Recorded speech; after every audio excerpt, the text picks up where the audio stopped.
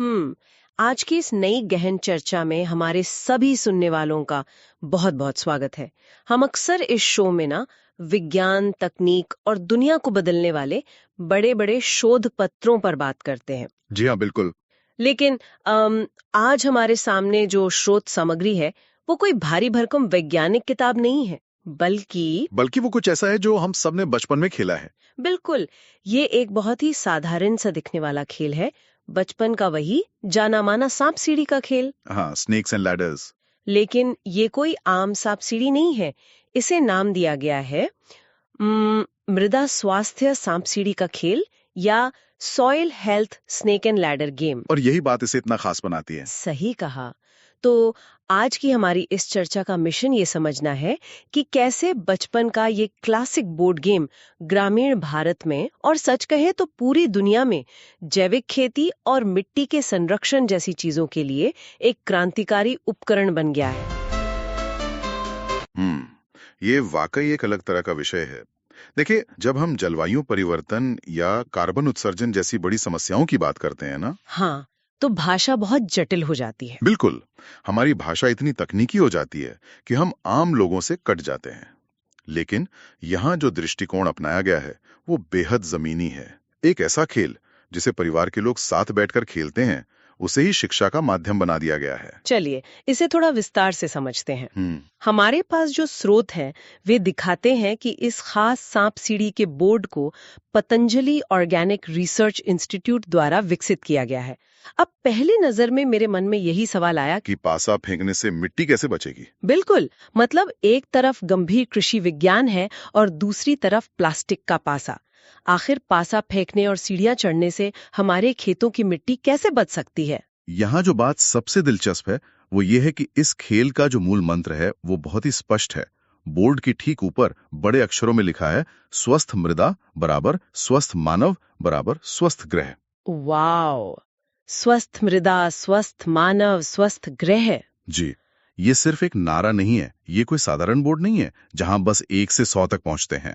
ये एक पूरा पारिस्थितिक तंत्र है, एक इकोसिस्टम जिसे बहुत ही चतुराई से एक छोटे से बोर्ड पर उतार दिया गया है। और अगर हम इस बोर्ड की रूपरेखा पर नजर डालें तो ये बात बिल्कुल सच साबित होती है। ये सिर्फ बीच में नंबरों वाला ग्रिड नहीं है। इस बोर्ड के चारों ओर जो दृश्य जानकारी दी गई है, जो विजुअल्स हैं, वो किसी विज्ञान की किताब से कम नहीं है। बिल्कुल नहीं है।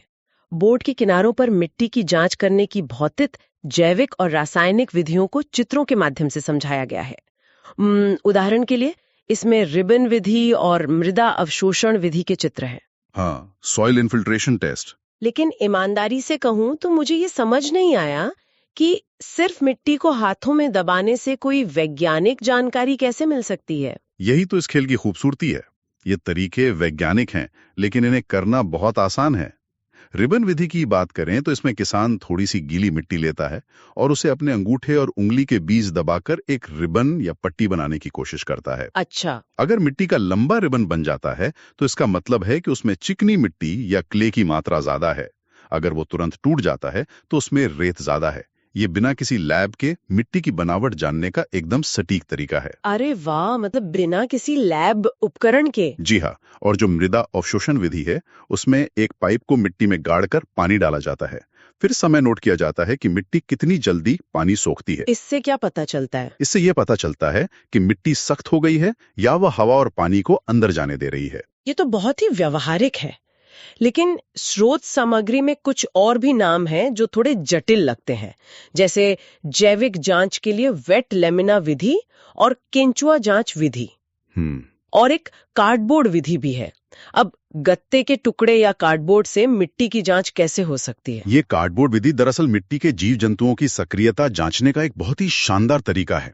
किसान क्या करते हैं कि एक सादे गत्ते के टुकड़े को गीला करके खेत की मिट्टी पर रख देते हैं। बस खेत में रख देते हैं? हाँ, और उसे कुछ दिनों के लिए छोड़ देते हैं।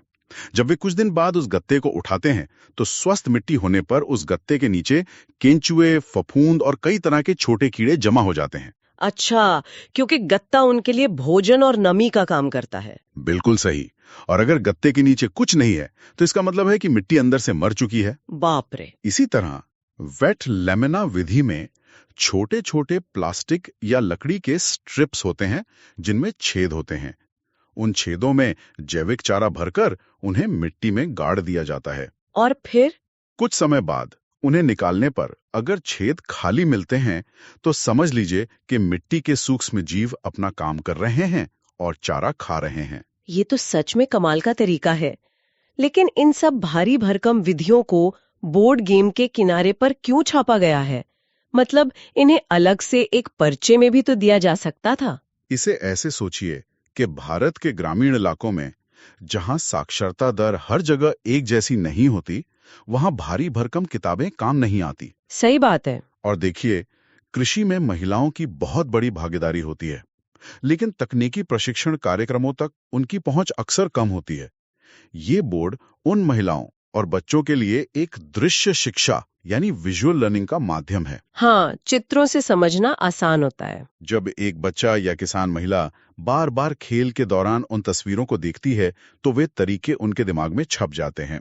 वे खेल खेल में सीख जाते हैं कि मिट्टी की जांच घर पर कैसे हो सकती है। ये एक बहुत ही स्मार्ट तरीका है शिक्षा को हर घर तक पहुंचाने का। चलिए अब थोड़ा खेल के अंदर चलते हैं। चलिए। यहाँ बात सच में बहुत रोचक हो जाती है। जब हम आम सांप सीढ़ी खेलते हैं तो सीढ़ी मिलना सिर्फ किस्मत की बात होती है कि पासे पर क्या नंबर आया। हाँ, पूरी तरह किस्मत पर निर्भर करता है। लेकिन इस मृदा स्वास्थ्य सांप सीढ़ी में ऐसा नहीं है। यहाँ जब आप अच्छे कृषि अभ्यास अपनाते हैं तब आपको सीढ़ी मिलती है। बिल्कुल। कर्म और फल के सिद्धांत को सीधे खेल के नियमों से जोड़ दिया गया है। अगर हम इसे व्यापक संदर्भ में देखें तो यह मनोविज्ञान की एक तकनीक है। स्रोत में दिए गए बोर्ड को देखें तो ब्लॉक 3 पर लिखा है मृदा आच्छादन या मल्चिंग। अगर कोई इस ब्लॉक पर आता है तो सीधे एक सीढ़ी उसे ब्लॉक 23 तक ऊपर ले जाती है। इसी तरह ब्लॉक 7 पर है कम जुताई यानी जीरो टिलेज, जो ब्लॉक 18 पर पहुंचा देता है। ब्लॉक 12 पर वर्मी कंपोस्ट है। ब्लॉक 16 पर जीवामृत का उपयोग करने पर सीधे ब्लॉक 33 पर पहुंचते हैं। और ब्लॉक 26 भी है। हाँ, ब्लॉक 26 जहां फसल अवशेषों को खेत में विघटित करने की बात कही गई है, वो भी एक लंबी सीढ़ी के जरिए ऊपर ले जाता है। जी। मुझे मल्चिंग या जीवामृत तो समझ आता है कि ये मिट्टी को पोषण देते हैं, लेकिन कम जुताई यानी जीरो टिलेज को सीढ़ी क्यों बनाया गया है? क्या खेत की अच्छी तरह जुताई करना जरूरी नहीं होता? ये एक बहुत ही आम गलतफहमी है जो सालों से चली आ रही है। हमें लगता है कि खेत को बार बार जोतना, मिट्टी को पलटना अच्छा है। हाँ, ऐसा ही तो देखते आए हैं हम। लेकिन आधुनिक मृदा विज्ञान बताता है कि अत्यधिक जुताई करने से मिट्टी का जो प्राकृतिक ढांचा है वो टूट जाता है। मिट्टी के अंदर जो फफूंद या फंगी का एक पूरा जाल बिछा होता है वह नष्ट हो जाता है। अच्छा। मिट्टी ढीली होकर हवा और पानी के साथ बहने लगती है। कम जुताई से मिट्टी की संरचना बची रहती है और उसमें नमी भी बनी रहती है। इसलिए इसे खेल में एक सीढ़ी के रूप में दिखाया गया है। समझ गए। और जब खिलाड़ी इन ब्लॉक पर आकर सीढ़ी चढ़ता है तो उसका असर क्या होता है? जैसा कि मैं पहले कह रहा था, मनोविज्ञान की भाषा में इसे पॉजिटिव रीइंफोर्समेंट या सकारात्मक सुदृढ़ीकरण कहते हैं। जब कोई बच्चा खेल में फसल के अवशेष खेत में सड़ाने वाले ब्लॉक पर आता है और उसे इनाम के तौर पर सीढ़ी मिलती है जो उसे जीत के करीब ले जाती है, तो उसके दिमाग में बैठ जाता है कि ये अच्छी बात है। बिल्कुल। उसके अवचेतन मन में ये बात बैठ जाती है कि ये तकनीक फायदेमंद है। वे बिना कोई बोरिंग क्लास अटेंड किए सीख जाते हैं कि खेत का कचरा खेत में ही छोड़ना जीत की निशानी है। ये तो हुई सीढ़ियों की बात जो हमें ऊपर ले जाती हैं। लेकिन अब उन खतरनाक चीजों की बात करते हैं जो खेल में और असल जिंदगी में भी हमारी तरक्की को तेजी से नीचे गिराती हैं। यानी सांप। जी हाँ, सांप। इस बोर्ड पर जो सांप बने हैं वे वास्तव में मिट्टी के लिए हानिकारक प्रथाओं को दर्शाते हैं। और शायद ये सांप ही इस खेल का सबसे कड़वा सबक सिखाते हैं। एकदम सही। अगर हम ब्लॉक 28 को देखें तो वहां लिखा है रासायनिक अपशिष्ट का अत्यधिक प्रयोग। यहाँ एक सांप बैठा है जो डस कर सीधे ब्लॉक 21 पर ले आता है। फिर ब्लॉक 46 पर रसायनों का असंतुलित मात्रा में उपयोग है, जहां से एक और सांप नीचे ब्लॉक 34 पर खींच लाता है। लेकिन जो सबसे खतरनाक सांप है वो कहीं और है। हाँ, सबसे खतरनाक और लंबा सांप ब्लॉक 31 पर है। यहाँ लिखा है फसल अवशेषों को खेत में ही जलाना। हम सब जानते हैं कि भारत में पराली जलाना कितनी बड़ी समस्या है। बिल्कुल। इस ब्लॉक पर आते ही एक बहुत बड़ा हरा सांप खिलाड़ी को डसता है और वो सीधे लुढ़क कर नीचे ब्लॉक 5 पर आ गिरता है। यही वो बिंदु है जहां ये खेल अपनी सबसे बड़ी भूमिका निभाता है। इसाम्प उन गलतियों को दर्शाते हैं जो किसान अक्सर अनजाने में या तात्कालिक सुविधा के लिए करते हैं। हाँ, जल्दी काम निपटाने के लिए। सही कहा। फसल जलाना खेत साफ करने का सबसे आसान और जल्दी वाला तरीका लग सकता है, लेकिन खेल में ये आपको लगभग शून्य पर ला खड़ा करता है। और इसके पीछे का विज्ञान क्या है? जब खेत में आग लगाई जाती है तो वो सिर्फ सूखा कचरा नहीं जलता, उस भीषण गर्मी से मिट्टी की ऊपरी परत, जिसे टॉप सॉइल कहते हैं, वो पूरी तरह से बेक हो जाती है, पक जाती है। उसमें मौजूद लाखों करोड़ों मित्र सूक्ष्मजीव जलकर राख हो जाते हैं। मिट्टी का सारा कार्बन धुएं में उड़ जाता है। मतलब हम सिर्फ प्रदूषण ही नहीं बढ़ा रहे हैं, हम अपनी मिट्टी को भट्टी में भून रहे हैं। बिल्कुल। एक बार फसल जलाने से मिट्टी पूरी तरह से बांझ होने की कगार पर आ जाती है। उसे वापस उपजाऊ बनाने में सालों लग जाते हैं। ये तो बहुत भयानक है। ये बिल्कुल वैसा ही है जैसे खेल में आप ब्लॉक 31 से सीधा ब्लॉक 5 पर आ गिरते हैं। आपकी सारी मेहनत एक झटके में खत्म। और रसायनों वाले सांप भी यही बताते हैं कि कैसे कीटनाशकों का जहर आपके ही खेत की जान ले लेता है। जी। और सोचिए, जब बच्चे इसे खेलते हैं तो वो अपने माता पिता से कह सकते हैं कि पापा, आप खेत में आग क्यों लगा रहे हो? ये तो सबसे बड़ा सांप है। ये सच में बहुत ताकतवर तरीका है सोच बदलने का। बिल्कुल है। अब अगर हम बोर्ड पे थोड़ा और ध्यान दें तो सिर्फ खेल के ब्लॉक ही नहीं है, बोर्ड के सबसे ऊपर और सबसे नीचे कुछ और भी दिलचस्प चीजें हैं। बोर्ड के डिजाइन की बात करें आप? हाँ, बोर्ड के ऊपर एक संकल्प या प्लेज दिया गया है। एक ऐसा संकल्प जो इस पूरे प्रयास के सार को शब्दों में बांध देता है। इस संकल्प में लिखा है कि मैं प्राकृतिक खेती अपनाकर मानव स्वास्थ्य में योगदान दूंगा। इसके अलावा इसमें जलवायु परिवर्तन को रोकने और मिट्टी की जांच करवाने की शपथ भी है। यह सिर्फ खेल खत्म करने की रस्म नहीं है। तो क्या है? यह खिलाड़ी से एक नैतिक जिम्मेदारी लेने का आह्वान है। यह बताता है कि खेती सिर्फ एक व्यवसाय नहीं है, बल्कि यह पर्यावरण से जुड़ा हुआ एक पवित्र काम है। और ये जिम्मेदारी सिर्फ इंसानों के प्रति नहीं है। अगर हम बोर्ड के सबसे निचले हिस्से को देखें तो वहां छोटे छोटे जीवों की एक पूरी कतार बनी हुई है। जी हाँ। वहां नीमाटोड, घोंघा, केचुआ, चींटी, मकड़ी, कनखजूरा और अलग अलग तरह के बीटल्स के चित्र बने हुए हैं। आमतौर पर तो हम इन कीड़े मकोड़ों को देखकर घबरा जाते हैं। हाँ, उन्हें तुरंत कुचलने की सोचते हैं या उन पर कीटनाशक छिड़कने की सोचते हैं। ये एक महत्वपूर्ण सवाल खड़ा करता है, क्या हम मिट्टी को महज एक निर्जीव धूल मानते हैं? ज्यादातर लोग तो ऐसा ही सोचते हैं। आधुनिक खेती में मिट्टी को अक्सर सिर्फ एक बर्तन माना जाता है जिसमें पौधे खड़े रहते हैं और ऊपर से रासायनिक खाद डालनी होती है। सही कहा। लेकिन बोर्ड के नीचे बने ये छोटे जीव हमें याद दिलाते हैं कि मिट्टी एक जीवित इकाई है। ये कोई मृत चीज नहीं है, ये एक धड़कता हुआ महानगर है। आपको जानकर हैरानी होगी, क्या एक मुट्ठी स्वस्थ मिट्टी में पृथ्वी पर मौजूद इंसानों की कुल आबादी से ज्यादा सूक्ष्म जीव हो सकते हैं। एक मुट्ठी मिट्टी में 8 अरब से ज्यादा जीव, ये तो कल्पना से भी परे है। बिल्कुल। और ये जीव ही मिट्टी को उपजाऊ बनाते हैं। केचुए मिट्टी को खोदकर भुरभुरा बनाते हैं, मकड़ियां हानिकारक कीड़ों को खाती हैं, और फफूंद जड़ों तक पानी पहुंचाती है। एकदम सही। जब कोई किसान रसायनों का स्प्रे करता है या खेत जलाता है तो वो असल में इस पूरे जीवन चक्र को मार रहा होता है। अपने ही कारखाने के सबसे मेहनती मजदूरों को मार रहा है। जी। ये बोर्ड गेम किसानों को ये नजरिया देता है कि ये जीव हमारे दुश्मन नहीं है, ये हमारे सहकर्मी है। इनके बिना खेती संभव ही नहीं है। ये सुनकर ऐसा लगता है कि ये बोर्ड गेम एक पूरी की पूरी कृषि यूनिवर्सिटी की डिग्री को एक छोटे से पन्ने पर समेटे हुए हैं। बिल्कुल। तो इस सब का मतलब क्या है? क्या ये विचार सिर्फ भारत के कुछ गांवों तक ही सीमित रह गया है? हमारे स्रोत इस बारे में क्या कहते हैं? अगर हम स्रोतों के आंकड़ों पर नजर डालें तो इसकी पहुंच सच में हैरान करने वाली है। सच में? जब मैंने स्रोत सामग्री में दी गई भाषाओं की सूची देखी ना, तो मुझे अपनी आंखों पर यकीन नहीं हुआ। भाषाओं की सूची काफी लंबी है। बहुत लंबी। अगर हम सिर्फ भारत की बात करें तो ये हिंदी में है, जिससे यूपी, एमपी, राजस्थान और बिहार के करोड़ों किसान जुड़ते हैं। ये अंग्रेजी और पंजाबी में भी है। यानी उत्तर भारत का पूरा कृषि बेल्ट कवर हो गया। बात सिर्फ उत्तर भारत की नहीं है, ये दक्षिण और पूर्वी भारत की भाषाओं में भी है, जैसे कन्नड़, मराठी, बंगाली, असमिया, मलयालम, गुजराती, तमिल, उड़िया और तेलुगु। ये अपने आप में एक बहुत बड़ी उपलब्धि है कि हर किसान इसे अपनी मातृभाषा में समझ सकता है। और इसकी असली सफलता तो भारत की सीमाओं के भी बाहर है, वैश्विक स्तर पर। बिल्कुल।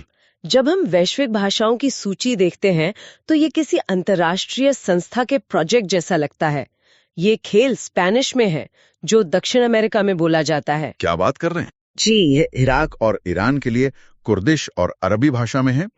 अफ्रीका में ये युगांडा के लिए लुगांडा भाषा में है और रवांडा के लिए किन्यारवांडा में है। अफ्रीका तक? ये तो अद्भुत है। सूची अभी खत्म नहीं हुई है। यह इंडोनेशिया के लिए भाषा में, कोरिया के लिए कोरियाई में, सेनेगल और फ्रांस के लिए फ्रेंच में, लाओस के लिए लाओ में और कंबोडिया के लिए खमेर में है। बाप रे! यहाँ तक कि ये उर्दू, जर्मन और पुर्तगाली भाषा में भी उपलब्ध है। ये जानकारी हमें एक बहुत ही शक्तिशाली सच्चाई से रूबरू कराती है। वो क्या? ये साबित करती है कि मिट्टी के शरण की समस्या सिर्फ किसी एक देश का मुद्दा नहीं है। ये एक सार्वभौमिक संकट है, एक यूनिवर्सल प्रॉब्लम। बिल्कुल। जो समस्या पंजाब का किसान पराली जलाने को लेकर झेल रहा है, वही समस्या युगांडा या ब्राजील का किसान भी अपने तरीके से झेल रहा है। सही बात है। भारत में बना एक साधारण सा बोर्ड गेम आज अफ्रीका और यूरोप के किसानों को भी वही भाषा सिखा रहा है, वही सकारात्मक सुदृढ़ीकरण दे रहा है। ये सच में बहुत गर्व की बात है कि कैसे एक स्थानीय विचार ने इतनी जल्दी वैश्विक रूप ले लिया है। तो अगर हम इस पूरी चर्चा को समेटें तो ये बात बिल्कुल साफ हो जाती है कि the soil health snake and ladder game सिर्फ मनोरंजन नहीं है। बिल्कुल नहीं। ये आने वाली पीढ़ियों को शिक्षित करने का एक बहुत ही सुविचारित तरीका है। ये पूरे समुदाय को, महिलाओं को, बच्चों को एक साथ लाता है और बिना किसी भारी शब्दावली के विज्ञान सिखाता है। और विज्ञान को प्रयोगशालाओं से निकालकर सीधे गांव के आंगनों में ले आया है। अब इस चर्चा को सुनने के बाद हमारे सुनने वालों के मन में ये सवाल आ सकता है कि हम तो शहरों में रहते हैं, हमने तो कभी खेत में कदम भी नहीं रखा, तो ये सब हमारे लिए क्यों मायने रखता है? ये बहुत ही लाजमी सवाल है ना? देखिए, भले ही कोई खेती न करता हो, लेकिन हम सब खाना तो खाते ही हैं। हम जो भी खाना खाते हैं वो अंततः इसी मिट्टी से आता है। बिल्कुल। इस खेल का संदेश स्वस्थ मृदा बराबर स्वस्थ मानव हम सब पर पूरी तरह से लागू होता है। अगर मिट्टी में जहर घुलता है तो वही जहर हमारी थाली तक भी पहुंचता है। आपने बिल्कुल सही कहा। और इसी विचार को थोड़ा और आगे बढ़ाते हुए मैं एक अलग तरह के सवाल के साथ इस चर्चा को समाप्त करना चाहूंगा। जी बताइए। आज के दौर में जब हम शिक्षा को बेहतर बनाने की बात करते हैं तो हमारा सारा ध्यान महंगे मोबाइल ऐप्स और वर्चुअल रियलिटी पर होता है। हाँ, डिजिटल एडटेक पर। हम सोचते हैं कि जलवायु परिवर्तन जैसी जटिल समस्याओं का समाधान कोई करोड़ों रुपए का सॉफ्टवेयर ही कर सकता है। लेकिन ये सांप सीढ़ी का खेल हमें चुनौती देता है। किस तरह की चुनौती? अगर गत्ते के एक टुकड़े पर छपा हुआ एक साधारण बोर्ड गेम दुनिया भर की 15 से ज्यादा भाषाओं में अनुवादित होकर किसानों की आदतें बदल सकता है, क्या हम आधुनिक शिक्षा को जरूरत से ज्यादा जटिल तो नहीं बना रहे? शायद दुनिया की सबसे बड़ी समस्याओं को सुलझाने का भविष्य कोई महंगा ऐप नहीं है, बल्कि सही बोर्ड गेम खोजने में छिपा है। क्या बात है। ये निश्चित रूप से हम सभी के लिए आगे सोचने का विषय है। ये वाकई एक ऐसा विचार है जो लंबे समय तक हमारे साथ रहेगा। सादगी में ही सबसे बड़ी ताकत छिपी होती है। जी बिल्कुल। तो इसी गहरे विचार के साथ हम अपनी आज की इस गहन चर्चा को यहीं विराम देते हैं।